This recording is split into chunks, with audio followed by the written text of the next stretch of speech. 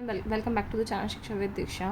सो financial risk management का ये हमारा चैप्टर 4 होने वाला है, ठीक है। और चैप्टर 3 तक सारी वीडियोस ऑलरेडी अपलोड हो चुकी हैं, तो चलो स्टार्ट करते हैं। Management of other institutional risk, ठीक है। जो भी अदर इंस्टीट्यूशनल रिस्क होते हैं वो सबको मैनेज कैसे करते हैं वो सब इसमें हम पढ़ेंगे। So risk is multi dimensional, वो जो हमें पता है कि इसमें क्या क्या इंक्लूड हो सकते हैं। Operational risk, legal risk, liquidity risk, control risk. Operational risk क्या होते हैं? जो हमारे डे टू डेली ऑपरेशन से रिलेटेड होते हैं। लीगल रिस्क जो हमारे रूल्स रेगुलेशन से सबकी वजह से रिस्क जनरेट हो जाते हैं कि भैया non compliance of rules and regulations हो गए, तो जो भी हमारा रिस्क हो गया, ठीक है। फिर लिक्विडिटी यहाँ पर आ जाता है जब कंपनी या कोई भी इंडिविजुअल अपने जो शॉर्ट टर्म ऑब्लिगेशंस होते हैं उसको फुलफिल नहीं कर पाते हैं, तो वो लिक्विडिटी रिस्क आ जाता है। कंट्री रिस्क होता है जब हमारा जो रिस्क है वो based on the country level पे होता है कुछ, ठीक है। तो जैसे कंट्री में जो चेंजेस होते हैं, जो भी उसके फैक्टर्स होते हैं, उसकी वजह से अगर कोई हमें नुकसान होता है, हमारे बिजनेस में इम्पैक्ट पड़ता है, तो वो हमारा कंट्री बेस्ड रिस्क में आ जाता है, ठीक है। So causes of the operational risk. Operational risk के कॉजेज़ क्या होते हैं? देखो, इंटरनल फ्रॉड हो गया, कोई भी फ्रॉड हो गया इंटरनल लेवल पे, तो जो पेनल्टी वगैरह होगी वो, ठीक है। एक्सटर्नल लेवल पे आपके साथ कोई फ्रॉड हो गया, अब अगर एक्सटर्नल लेवल पर आपके फ्रॉड हो गया तो आपका लॉस हुआ होगा, आपका मार्केट में शेयर हार्म हुआ होगा, ये सब चीज़ें जो आ गई आपके एक्सटर्नल फ्रॉड के एग्जांपल्स हो गए। Violation of the work place security. Violation of the work place security की मतलब आपने सिक्योरिटी का ध्यान दिया नहीं, वर्क प्लेस में कुछ कहते हैं एक्सीडेंट हो गया, इसकी वजह से जो भी आपके वर्कर्स थे उनकी लाइफ इश्यूज़ हो गए, कुछ भी हेल्थ इश्यूज़ हो गए, तो अब उसके लिए अब आपको खर्चा देना पड़ेगा, आपका नुकसान बढ़ गया, ठीक है। सो वो एक हमारा रिस्क है, ठीक है। फिर bad practice with products, clients and the businesses. अब बिजनेसेस के साथ या प्रोडक्ट के साथ या क्लाइंट के साथ आपने कुछ बैड प्रैक्टिसेस कर दी, उसकी वजह से क्या हुआ, आपके या तो सेल्स में हैम्पर हो गया, ठीक है, या अगर सेल हैम्पर नहीं करी तो कहते हैं आपका जो भी क्लाइंट है वो रूठ गया, या किसी भी तरीके से आपका नुकसान हो गया, वो हमारा किस में आ जाएगा? ऑपरेशनल रिस्क के कॉजेज रह जाएंगे, ठीक है। इसके बाद बारी आती है कहते हैं इसी में ही मतलब damage of the physical assets हो गए, जो भी आपके एसेट्स थे अब वो उसके फिजिकल हो गए, उसकी रिपेयरमेंट वगैरह का खर्चा, ठीक है। Businesses disruption and system failure, जो भी बिजनेस का डिसरप्शन हो गया या सिस्टम का फेलियर हो गया, उसका खर्चा अब आपका आ गया, ठीक है। एग्जीक्यूशन, डिलीवरी, प्रोसेस मैनेजमेंट में इनएक्यूरेसी आ गई, उसको अब मैनेज करने के लिए पैसे देने पड़े, उसको रीडू वर्क करो, डुप्लीकेशन वर्क हो गई, ये सब चीज़ें इसमें आ जाएंगी। Types of the liquidity risk कैसे होते हैं? दो तरीके के होते हैं। वो लिक्विडिटी रिस्क जब आपकी मार्केट के में आ रही है, ठीक है। मार्केट में कैसे आ सकती है कि you are getting the struggle while selling its securities and assets in market without impacting the price negatively. अब अगर कोई इसकी वजह से आपको लिक्विडिटी आ रही है, आपके पास पैसे नहीं आ रहे हैं, अपने मार्केट सिक्योरिटीज़ नहीं बेच पा रहे हैं, सो वो वाली जो लिक्विडिटी रिस्क बनेगा वो आपका मार्केट बेस्ड बनेगा, ठीक है। फंडिंग लिक्विडिटी रिस्क कब होता है? जब आपके जो सोर्सेज ऑफ मनी है, मतलब हो सकता है कि आपने कोई ट्रांजेक्शन्स करिए, क्रेडिटर्स हैं आपके, सॉरी डेटर्स हैं आपके, उनसे आपको टाइमली पैसे नहीं आ रहे, सो वो वाला जो हमारा लिक्विडिटी रिस्क जिससे जनरेट होता है वो हमारा फंडिंग में आ जाता है, ठीक है। When the organization struggles to manage the liquidity from the different sources such as the capital markets and the investors, मतलब कैपिटल मार्केट्स भी हो सकते हैं, इन्वेस्टर्स भी हो सकते हैं, या हम हो सकते हैं डेटर्स भी हो सकते हैं, उन सबसे अगर हमारे पैसे हम नहीं एंटिसिपेट कर पा रहे तो जो उस वजह से हमारा लिक्विडिटी रिस्क बनेगा, that would be consider as funding liquidity risk. और जो हमारी सिक्योरिटीज़ नहीं बिक रही हैं उसकी वजह से जो होगा वो होगा मार्केट लिक्विडिटी रिस्क, ठीक है। अब उसके बाद आता है causes of the liquidity risk क्या होते हैं? कैश फ्लो मिसमैच हो गया, ठीक है। आप एंटिसिपेट ही नहीं कर पाए कि आपको कितना कैश इनफ्लो होगा और कितना आउटफ्लो होगा, आउटफ्लो ज़्यादा हो गया उसकी वजह से आपकी लिक्विडिटी हैम्पर कर गई, ठीक है। सेकेंड हमारा है रेगुलेटरी चेंजेस। रेगुलेटरी चेंजेस होते रहते हैं कि जैसे उन्होंने कुछ भी कैपिटल एडिकेसी के लिए जो भी गाइडलाइंस बनाई हैं वो फर्दर उन्होंने चेंज कर दी कि नहीं भैया अब इतना नहीं, अब तो आप थोड़ा कम रखो, जो भी चेंजेस हो गए उसकी वजह से आपका ये हो सकता है, ठीक है। काउंटर प्ले रिस्क हो सकता है कि जब आपका क्रेडिट डिफ़ॉल्ट हो गया, आपने जो भी डेटर्स अपने बना रखे हैं वो पैसे नहीं देते हैं, तो आपका एक क्रेडिट रिस्क बन जाएगा, ठीक है। क्रेडिट रिस्क बन जाएगा और वो लिक्विडिटी रिस्क बन जाएगा, ठीक है। मार्केट वॉलेटिलिटी, मार्केट वॉलेटिलिटी की मतलब जो भी इंटरेस्ट वगैरह है उसकी वजह से आपको इंटरेस्ट ज़्यादा पे करना पड़ेगा। अब आपकी जो पॉकेट है वो हैम्पर हो गई और उसकी वजह से आपका लिक्विड रिस्क हो गया। ठीक है, lack of the access of the funding, अब आप फंडिंग नहीं रेस कर पा रहे हैं, आपको उधार नहीं मिल रहा है, ये सब चीज़ें आपकी किस में आ जाती हैं, वो लिक्विडिटी रिस्क में आ जाती है। Causes of the country risk, country risk के क्या क्या कॉजेज हो सकते हैं। देखो कंट्री में मैंने आपको बताया था कि जो भी सब कुछ चीज़ें कंट्री के सारे फैक्टर्स से इम्पैक्ट होते हैं और आपके फाइनेंशियली बेसिस पे वो कहते हैं एक तरीके से इम्पैक्ट करते हैं, वो आपके कंट्री रिस्क में आ जाते हैं। तो इसमें सारे फैक्टर्स आ जाएंगे। कंट्री में तो हर चीज़ होती है ना, पॉलिटिकल जो हम बोल सकते हैं जियोलॉजिकल और सब चीज़ें आती हैं। ठीक है, सॉरी जियोग्राफिकल, पॉलिटिकल, सोशल, ठीक है, इंफ्रास्ट्रक्चर, ये सब चीज़ें आती है तो आप सब ये सब में लिख देंगे। जैसे कि पॉलिटिकल इंस्टेबिलिटी है, भाई आपको पता ही नहीं है, आप इतनी लड़ाई वड़ाई होती रहती है हर दूसरे दिन, तो यहाँ पे स्ट्राइक्स होते रहते हैं, आप बिजनेस कहाँ रेगुलेट कर पाओगे, नहीं कर पाओगे, तो वहाँ पे आपका नुकसान होगा। ठीक है, इंफ्रास्ट्रक्चर गैप है, वहाँ पे इंफ्रास्ट्रक्चर अच्छे नहीं है तो आप क्या बिज़नेस चलाओगे, कुछ नहीं चला पाओगे। ठीक है, थर्ड हमारा health care risk, health care risk है तो आपको वहाँ पे एम्प्लॉयज़ पे अच्छे लेवल के नहीं मिलेंगे। ठीक है, फोर्थ हमारा है सिक्योरिटी थ्रेट्स, सिक्योरिटी थ्रेट्स हो सकते हैं भैया वहाँ पे कोई रूल्स एंड रेगुलेशंस है ही नहीं कि जिससे आपकी सिक्योरिटी के लिए उन्होंने कुछ ऐसे बनाए नहीं रखे, तो आपके लिए प्रॉब्लम है। ठीक है, फिफ्थ है environmental and the climate risk, कि वहाँ पर जो है डेली बेसिस पे नेचुरल डिज़ास्टर्स आते रहते हैं, आप हमेशा थोड़ी ना अपनी बिल्डिंग्स जो है बनाते फिरोगे, तो उसके लिए जो आपका खर्चा बढ़ जाएगा, ये हमारा कंट्री रिस्क में आ जाएगा। Corruption and the governance issues, की भैया वहाँ पे करप्शन इतना है कि हर जगह पे आपको पेपर वर्क कराने के लिए पैसे देने पड़ते हैं, उससे आपका खर्चा ज़्यादा बढ़ जाता है। सब ये सब चीज़ें आपकी रिस्क में बता रही हूँ, आपको समझ रहे होंगे कि मैं किस तरीके से आपको एग्जांपल्स दे रही हूँ, वैसे ही आपने लिख के आना है। ठीक है, causes of legal risk, legal risk के कॉजेज़ क्या हो सकते हैं, लीगल डिस्प्यूट्स हो गए। ठीक है, डाटा सिक्योरिटी हो गई या प्राइवेसी इश्यूज़ हो गए। ठीक है, इंटेलेक्चुअल प्रॉपर्टी यूज़ कर लिया, उसकी पेनल्टीज़ हो गई। ठीक है, आपको पता नहीं था, आपने यूज़ कर लिया और अब आप पेनल्टी भरो। ठीक है, कॉन्ट्रैक्चुअल इश्यूज़ हो गए, इनएटिकेट डॉक्यूमेंटेशन थी उसकी वजह से पेनल्टी देनी पड़ गई, लैक ऑफ अवेयरनेस थी इस वजह से पेनल्टी देनी पड़ी, रैपिडली चेंजिंग रेगुलेटरी एनवायरनमेंट है, इतने तो रूल्स आते हैं आपको पता ही नहीं है तो उसकी वजह से पेनल्टी देनी पड़ी। तो ये आपके रीजंस हो सकते हैं। उसके बाद आता है of balance sheet risk. Of balance sheet risk क्या होता है, आप तो पहले ये समझो ऑफ बैलेंस शीट क्या होते हैं, कि वो वाले आइटम्स होते हैं जो हमारे बैलेंस शीट में रिकॉर्ड नहीं होते हैं। ठीक है, बट इनके चांसेस होते हैं to be record in the future, कि आपको लगता है कि फ्यूचर में रिकॉर्ड हो सकते हैं। जनरली क्या होता है कि हमें कंटीजेंट लायबिलिटीज़ होती है, हमें लगता है कि हाँ भाई ये रिस्क जो है आ सकता है, मतलब हम पे कोई केस कर सकता है, हमें ऐसा लगता है, तो हम उसको फुट नोट्स में रिकॉर्ड करते हैं। तो उसके लिए वो भी तो रिस्क आपके हो सकते हैं ना, फ्यूचर में ही है भले ही, बट हो तो सकते हैं ना। सो उन सबको हम कैसे देखते हैं वो इसमें आएगा कि risk due to the possibility of the off balance sheet activities such as contingent liability. समझ आ गया।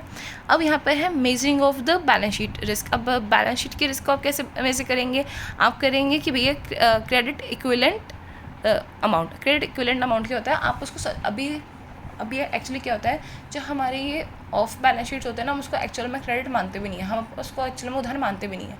बट अगर हम उसको मेज़र करना है तो हम उसको क्या करते हैं, कभी कभार मेज़र करने के लिए हम उसको उधार मान के देखते हैं कि अगर ये उधार मेरा भी एट प्रेजेंट हुआ, तो अगर मैं मान के चल रही हूँ कि हो सकता है कोई लीगल इश्यूज़ वगैरह हो, पेपर वर्क वगैरह हो, सबकी वजह से कुछ लॉज वगैरह हो सकते हैं, वो मैंने फुट नोट में लिखे, बट मैं मानूँ कि भैया वो फ्यूचर में नहीं अभी ही हो जाए, तो क्या मेरे पास इतनी हम बोल सकते हैं बैंडविथ है कि मैं उसको एब्जॉर्ब कर पाऊँगी, क्या मेरे पास इतनी कैपिटल है, इसको हम एनालिसिस कर सकते हैं। सो उसमें क्या होता है, क्रेडिट इक्विवेलेंट अमाउंट, जिसमें हम convert off balance sheet amount liabilities to on balance sheet one.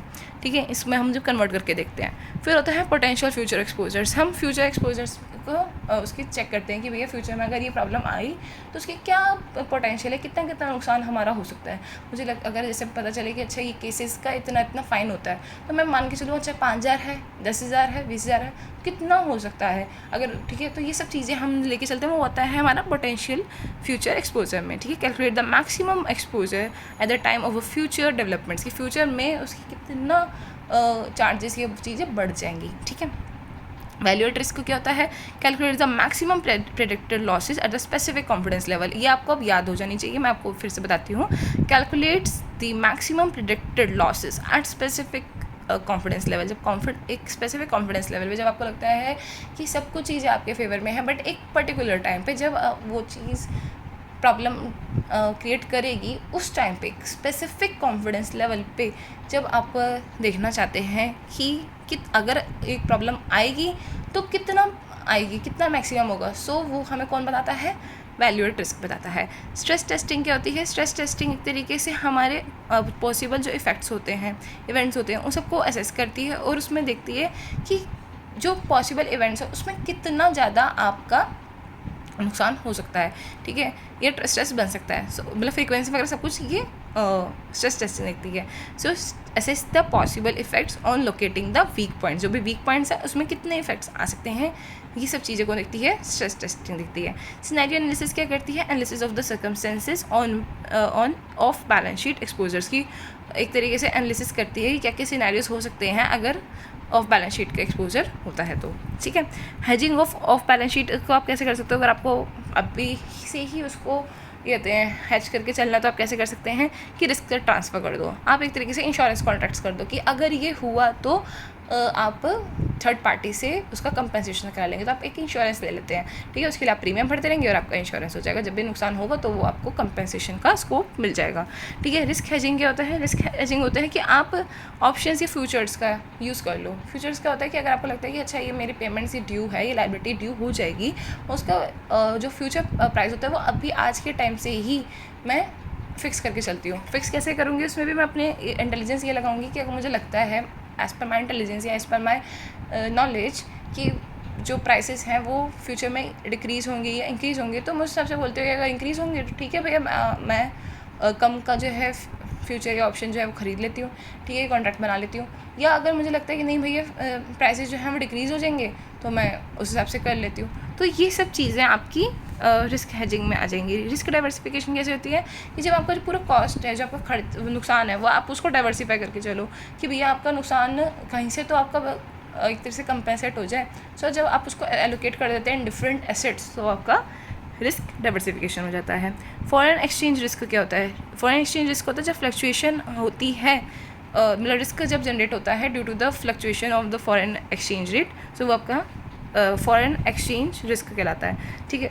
इसको आप मेजर कैसे कर सकते हैं, वही वैल्यूएट रिस्क से कर सकते हैं, सेंसिटिविटी एनालिसिस से कर सकते हैं कि कितना हम बोल सकते हैं रेट चेंज होगा तो जिससे हमारा रिस्क के चेंजेस होने के चांसेस होते हैं, ठीक है। सिनेरियो एनालिसिस में भी आपका एक तरीके से आप देखते हैं कि what are the independent sources and what are the dependent one, and कितना चेंजेस करेगा, ये सब चीज़ें आपका सिनेरियो एनालिसिस में आ जाता है, जिसमें आप अपना हाइपोथेसिस और ये सब चीज़ें भी एनालिसिस करते हैं। मॉन्टे कार्लो क्या होता है हमारा, मॉन्टे कार्लो में भी हम एक तरीके से मैथमेटिकली एनालिसिस करते हैं कि कितना हमारा नुकसान होगा, ठीक है। फिर हैंडलिंग हम इसे हैंडल कैसे कर सकते हैं, फॉरवर्ड एंड फ्यूचर कॉन्ट्रैक्ट्स के थ्रू कर सकते हैं, ऑप्शंस के थ्रू कर सकते हैं, या आपने पहले भी पढ़ा हुआ है वही सब चीज़ें हैं, ठीक है, कि भैया आप पहले से ही प्री डिटरमाइंड जो है प्राइसेस बुक कर लो, ठीक है, जिससे आपका नुकसान ना हो। ऑप्शंस क्या होता है कि आप एक तरीके से राइट एक अचीव कर लो, ठीक है, आप आपकी ऑब्लिगेशन नहीं होगी बट आप राइट अचीव कर लो कि भैया अगर मेरा जो प्राइस है फ्यूचर में अनफेवरेबल जाता है तो मैं उतने अमाउंट जो भी मैंने इसके प्रीमियम दिया है उतने अमाउंट में अपने ट्रांजेक्शन को कंप्लीट कर लूँगी। सो वो हमारा ऑप्शन होता है। नेटिंग इन सेम करेंसी कि आप फ्यूचर करेंसी में जाओ, आप फॉरेन फ्यूचर करियो, आप फॉरेन करेंसी में जाओ ही नहीं, आप सेम करेंसी में डीलिंग करो, सो वो हमारा नेटिंग इन सेम करेंसी आता है। एक्सपोजर मैनेजमेंट होता है जब आप रेगुलेटरी बेसिस पे देख रहे हो कि ट्रैक कर रहे हो कि क्या क्या रेट्स जो हैं ऊपर नीचे जा रहे हैं, सो हमारा एक्सपोजर मैनेजमेंट आ जाएगा। जियोग्राफिकल डाइवर्सिफिकेशन होगा कि आप डिफरेंट कंट्रीज़ में सारे ट्रांजेक्शन्स करो, जिससे आपको ये वाली जो कहते हैं फॉरेन एक्सचेंज वाली जो प्रॉब्लम है वो आप कम से कम कर सको। क्यों? क्योंकि बहुत सी जगहों पर जो हम बोल सकते हैं लोकल करेंसीज़ के जो रेट होते हैं वो डिफरेंट होते हैं, सो वहाँ पे आपको उसका बेनिफिट मिल जाएगा। अगर आपको लोकल करेंसी का नहीं बेनिफिट लेना तो आप करेंसी डाइवर्सिफिकेशन कर लो। करेंसी डाइवर्सिफिकेशन कर लोगे तो वहाँ पे तो डिफरेंट करेंसीज़ की वजह से कहीं ना कहीं तो आपका बेनिफिट हो जाएगा और आपके नुकसान होने के चांसेस कम हो जाएंगे, ठीक है। इसके बाद हमारा आता है liquidity risk measuring. Liquidity risk measuring हम किस तरीके से करते हैं, लिक्विडिटी रेशियोज़ के थ्रू करते हैं, कैश फ्लो एनालिसिस के थ्रू करते हैं, कितना हमारा इनफ्लो है कितना आउटफ्लो है, ठीक है, स्ट्रेस टेस्टिंग के बेसिस पे करते हैं, लिक्विडिटी कवरेज रेशियो के बेसिस पे करते हैं। लिक्विडिटी कवरेज रेशियो क्या होता है कि जो हमें एक तरीके से क्वालिटी ऑफ लिक्विडिटी एसेट्स बताता है with comparison of net outflows, जिससे हम पता कर पाते हैं कि कितना फ्रिक्वेंटली हम अपनी लिक्विडिटी बना पाते हैं, ठीक है। For the given time period, या ठीक है जैसे 30 डेज़ में हम कितना लिक्विडिटी मेंटेन कर पाते हैं, ये हमारा लिक्विडिटी कवरेज रेशियो बताता है। हैंडलिंग हम कैसे कर सकते हैं कि भैया हम एक तरीके से पॉलिसीज़ और लिमिट्स जो है अच्छे से बना लें लिक्विडिटी की, ठीक है। कैश फ्लो की फोरकास्टिंग अच्छे से करके चलें कि हाँ भाई कितना हमारा इनफ्लो आ सकता है, वो हम उसका ट्रैक करके चले, कितना आउटफ्लो जाएगा, कैसे उसको मैनेज करना है, कैसे उसकी बजटिंग करनी है, सब चीज़ें हम देखें, ठीक है। फंडिंग की सोर्सेज का देखें कि भैया हम अगर पैसे लेने हैं तो हम कहाँ से ले सकते हैं, ठीक है। एसेट लायबिलिटी मैनेजमेंट करें कि एसेट और लायबिलिटी के बीच में जो गैप है उसको कम से कम करने की कोशिश करें, जिससे हमारा इंसॉल्वेंसी और बैंक्रप्सी की प्रॉब्लम या हम हो सकते हैं रिस्क की प्रॉब्लम हम कम से कम कर सकें, ठीक है। कंटिजेंसी फंडिंग रखें कि हमें जो भी हमें एकदम से लगता है कि इमीडिएट बेसिस में हमारा कुछ रिस्क जनरेट हो सकता है, अनसर्टेनिटी हो सकती है, तो उसके लिए हम एक हम बोल सकते हैं इमरजेंसी फंडिंग बना करके रखें, ठीक है। सोवर्जिन रिस्क क्या होता है, जब गवर्नमेंट फेल हो जाती है कोई भी अपने डेट को पूरा करने के लिए due to some economic circumstances, तो वो जो रिस्क होते हैं वो हमारे सोवर्जिन रिस्क होते हैं, ठीक है। वो कैसे हो सकते हैं, इकोनॉमिक फैक्टर्स हो सकते हैं, जहाँ से हम एनालिसिस कर सकते हैं कि जीडीपी कितनी अच्छी है उस गवर्नमेंट की, ठीक है, वो इतनी स्टेबल पोजीशन में है भी कि वो पैसे दे सके, अपने डेट क्लियर कर सके, ये सब चीज़ें, ठीक है। और पॉलिटिकल एंड रेगुलेटरी एनवायरनमेंट हम उसके देखते हैं कि भैया ज़्यादा तो इंटरप्शंस नहीं होते रहते उसमें, क्रेडिट रेटिंग्स क्या हैं, रिपोर्ट्स क्या हैं, यील्ड सेपरेट्स क्या हैं। यील्ड सेपरेट्स क्या होता है कि जो हमारा रिस्क प्रीमियम होता है उसी को हम एक तरीके से यील्ड सेपरेट्स कहते हैं, कि अगर वो ज़्यादा है तो इसका मतलब हम ये समझ सकते हैं कि इसकी क्रेडिट वर्थीनेस कम होगी, इस पर रिस्क ज़्यादा होगा, तभी इससे हम प्रॉफिट या हम बोल सकते हैं स्प्रेड जो है हम ज़्यादा की डिमांड कर रहे हैं। नहीं तो कोई भी ऐसी गवर्नमेंट्स में पैसे क्यों लगाएगा अगर उसको लगता है भैया पैसे डूबने के चांसेस ज़्यादा है। उसको अगर लग रहेगा भाई नहीं ठीक है रिस्क है, बट ये वादा कर रहा है कि ये पैसे ज़्यादा देगा, इन रिटर्न हमें ज़्यादा मिलेगा, तो हम एक बार को फिर भी सोचते हैं, ठीक है। सो यहाँ पे सेंसिटिविटी एनालिसिस होता है, सिनेरियो टेस्टिंग होता है, ये सब हमें बताइए। हैंडलिंग हम कैसे कर सकते हैं, पोर्टफोलियो की डाइवर्सिफिकेशन कर दो, ठीक है, रिस्क बेस्ड अप्रोच कर लो, ठीक है, ऑन गोइंग मॉनिटरिंग कर दो, बहुत ईजी था, ये आप अपने आप से कर लेंगे, ठीक है। टेक्नोलॉजी रिस्क कैसे होती है, जो ऐसी रिस्क जो भी टेक्नोलॉजी के अडॉप्शन के बाद हम बियर कर सकते हैं, वो हमारी टेक्नोलॉजी रिस्क हो सकती है। अब इसको मेजर कैसे कर सकते हैं हम कि रिस्क एक्सपोजर मैट्रिक्स, कि भैया कितनी बारी हमारी टेक्नोलॉजी की वजह से डाउन टाइम होता है, क्या फ्रीक्वेंसी है डाउन टाइम का, ठीक है। रिस्क इंडिकेटर्स कि हम पास्ट डेटा के बेसिस पे एक वार्निंग सिग्नल बना लें कि कब कब हमारा जो रिस्क है जनरेट हो जाता है, कब कब हमें नुकसान सबसे ज़्यादा हो जाता है, कि अगर ठीक है जैसे गूगल है, गूगल का थोड़े टाइम के लिए भी अगर उसका सिस्टम या सर्वर जो है डाउन हो जाए तो उसको कितना नुकसान होगा, तो ये सब चीज़ें वो की रिस्क इंडिकेटर से बना सकते हैं कि भैया इतना भी अगर डाउन चला गया, इतना उसमें प्रेशर आ गया, तो कहते हैं that would be a kind of a critical situation for Google, ठीक है। So risk and controls self assessment, कि भैया इसमें क्या होता है कि हम वो खुद से चेक कर सकते हैं अपने असेसमेंट्स के बेसिस पे कि उसकी जो प्लेटफॉर्म है या उसका टेक्नोलॉजी उसकी क्या परफॉर्मेंसेस चल रही हैं, ठीक है। सिनेरियो एनालिसिस कर सकते हैं कितना वो झेल पा रहा है टेक्नोलॉजी, ये सब चीज़ें हमारा सिनेरियो एनालिसिस में आ जाता है।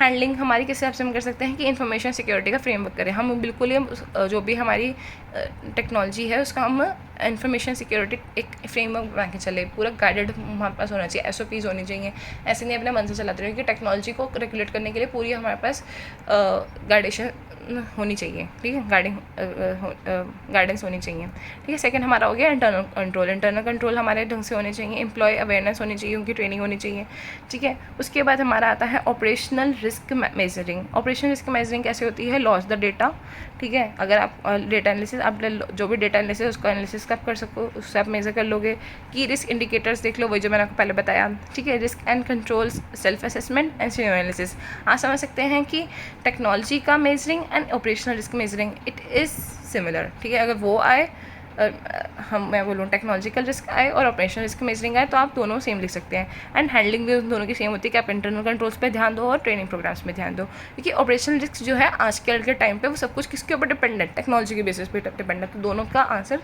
सिमिलर तरीके से ही फ्रेम होगा, ठीक है। उसके बाद हमारा आता है कैपिटल चार्जेस। कैपिटल चार्जेस क्या होते हैं, कैपिटल चार्जेस होते हैं to the amount which we want to keep as capital so that the capital can absorb all the risk, ठीक है, वो हमारा कैपिटल चार्जेस होता है। अब क्या कैसे रिस्क हो सकते हैं, हमने इतने सारे रिस्क पढ़ लिए हैं। सो क्रेडिट रिस्क कैपिटल चार्ज हो सकता है, मार्केट रिस्क कैपिटल चार्जेस हो सकता है, and operational risk capital charges हो सकता है। हमारी बुक में तीनों ही हैं, तीनों को देखते हैं। क्रेडिट रिस्क कैपिटल चार्जेस है ठीक है। सो दो तरीके हैं इसमें आप अपने कैपिटल को असेस करने के लिए कि whether it is in adequate manner और नॉट, ठीक है। सो एक है हमारा स्टैंडर्डाइज, एक है हमारा इंटरनल रेटिंग बेस्ड। स्टैंडर्डाइज क्या कहता है कि भैया आपके जो भी रिस्क वेटेड एसेट्स हैं उनकी एनालिसिस करने के बाद ही आप अपनी कैपिटल एडिक्वेसी चेक करें, ठीक है। उसके बाद आता है इंटरनल रेटिंग। सो बोलता है कि अगर आपको कोई बफर लगता है कि भैया आपका जो ऑर्गेनाइजेशन है वो थोड़ा और इन डेंजर सिनेरियोज़ में है, ठीक है, या आपको लगता है कोई कहते हैं पोर्टफोलियो स्पेसिफिक रिस्क ज़्यादा है, ठीक है, तो आप उस बेसिस पे अपना कैपिटल उतने से अल्टर कर सकते हो। मतलब अगर आप ज़्यादा एडिकेट अमाउंट रखना चाहो तो उसमें इंक्रीज़ करना चाहो तो वो भी आप कर सकते हो। सो ये दो तरीके होते हैं, ठीक है, internal rating based and standardized one.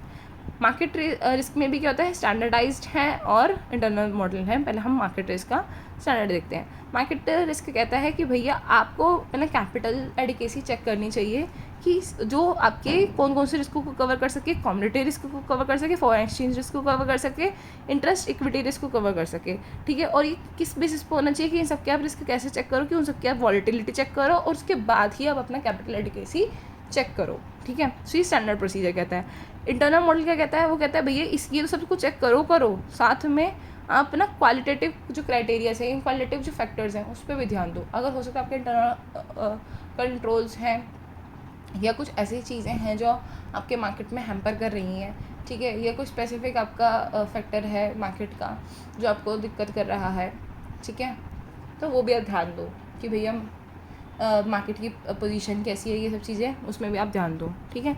उसके बाद आता है ऑपरेशनल रिस्क। ऑपरेशनल रिस्क क्या कहता है, ऑपरेशनल रिस्क कहता है कि भैया बेसिक इंडिकेटर बेसिस पे आप कैपिटल एडिक्वेसी इसके लिए चेक कर सकते हो।